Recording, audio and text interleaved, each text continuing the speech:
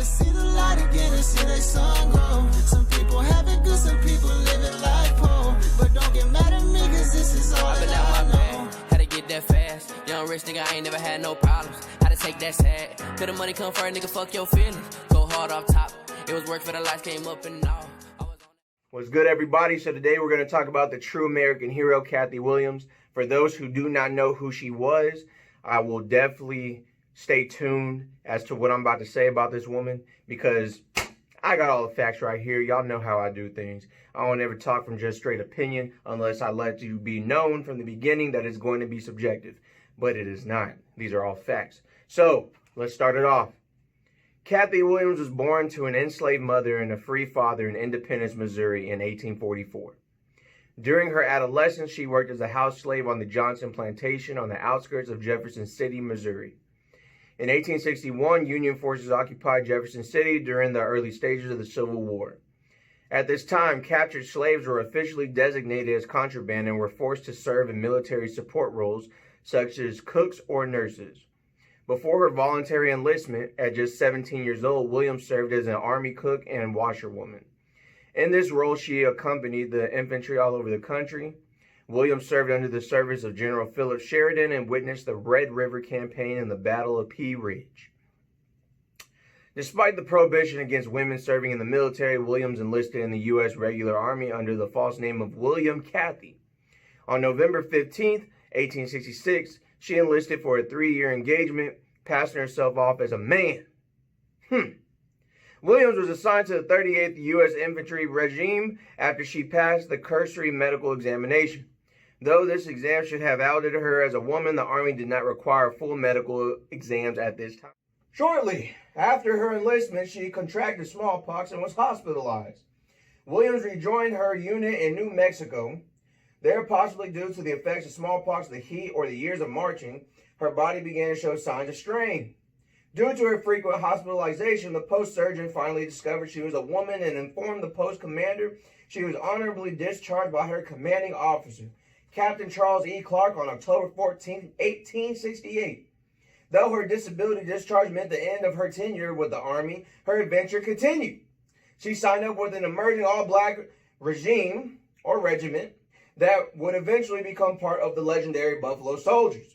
Following her discharge, Williams went on to work as a cook at Fort Union, New Mexico, now Fort Union National Monument, and later moved to Pueblo, Colorado, though she married and ended badly after her husband stole her money and a team of horses.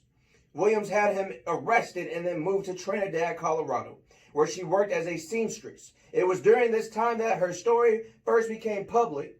A reporter from St. Louis heard rumors of a female African-American who had served in the Army and came to interview her. Her life and military service narrative was published in the St. Louis Daily Times on January 2nd, 1889 or 1890. Williams entered a local hospital and applied for a disability pension based on her military service.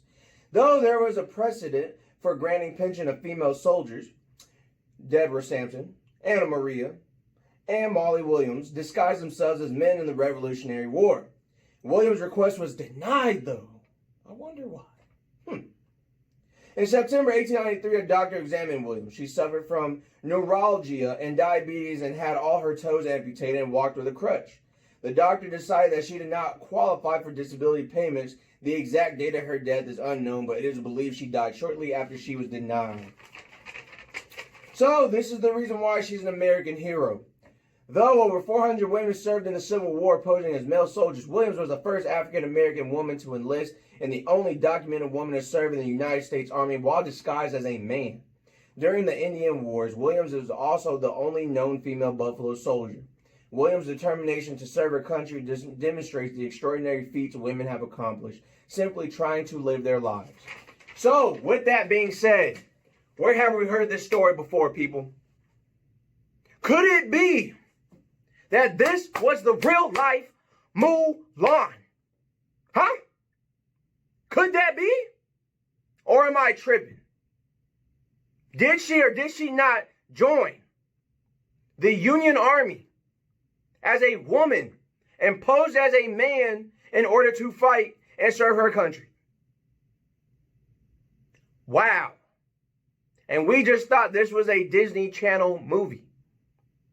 This was real life Cathay Williams. This was real life a true hero who fought for slaves, the rights of slaves. I don't understand why don't y'all see this? As my friend said right here, which is total garbage, talking about why should she be a statue and not Ulysses S. Grant. Well, that's for a whole different video, but the reason why Cathay Williams needs a statue is because she served for equal opportunity. Not just for all women, but for black people in general who had no rights and was looked upon as not even a human being.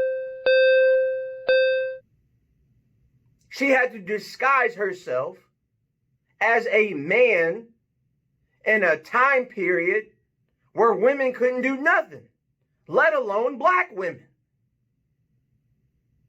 It was bad enough that women could not join the military, women could not vote, women couldn't do anything. But specifically, black women definitely can't do nothing. For sure. But she made it work. She made it happen. She fought for the equality of humanity rights, pretty much. And even though it was for black people, because that's all that was for slaves, that still opened up a lot of windows for all women of color. And when I say of color, I'm not just saying just black women. I'm talking about she did it that opened doors for white women, Mexicans, black people. It doesn't matter what color you are, because of her specifically. And then the other future later on women that came that made a difference, y'all are welcome. From Cathay Williams herself. So for those who didn't truly know who she was, now you do, because she's a beast. And I respect her gangster for that. A gangster ain't somebody who just joins a specific known name group and they walk around with guns. A true gangster is somebody who goes against the laws, even though the laws are not for humanity. She did what was right for mankind, humanity, even though the laws that were placed in front of her would not allow her to. That's a gangster.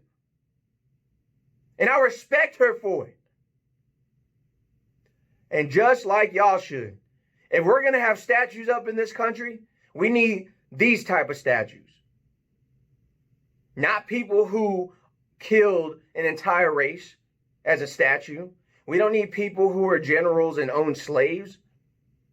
We don't need people who only emancipated the states that rebelled, but not the whole entire country. To this day in 2020, not all states are emancipated. I know y'all didn't know that. But do your history research. Do your history research. This stuff got me tongue-tied, boy. If we're going to have statues, like I said, we need statues like Cathay Williams. People who fight for humanitarian rights. People who fight for, during a time they couldn't do nothing just because of not only their gender, but the color of their skin. These are the type of statues we need. And if you're on board with me, I appreciate you, because that just proves you're not racist or prejudiced. And I don't rock with prejudice or racist people. I don't care what color you are. You know why? Because color has no race. Race has no color. Prejudice has no color. If you are my skin color and you are racist or prejudiced, I do not rock with you.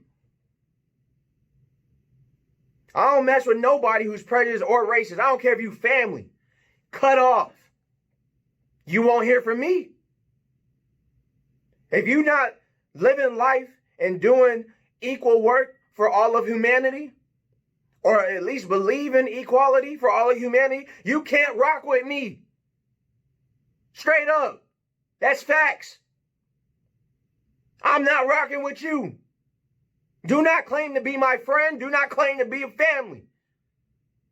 Blood or not, if you do not believe in equality for all humanity and understand that Black Lives Matter does not mean put black people above every race, but it simply means that black people are not treated the same as every other race. The Hispanic community is in the same boat as the black community as well. So if you do not see that and understand that truth, do not rock with me, because I do not rock with you. I want to see a world where all races are on the same page and we live in peace and harmony the best way we can. The justice system is not screwed to one side. It is fixed for anybody, no matter what race you are. If you're doing wrong, you get locked up. Plain and simple. And Cathay Williams, in my opinion, in my subjective view right now, is that person. And we can honestly say for a fact, she is that person. Thank you, Cathay Williams. And everybody who's watching, please like and subscribe. Let's get this algorithm up, because these types of messages need to be to everybody. This doesn't get taught in schools. So let's go. Let's go.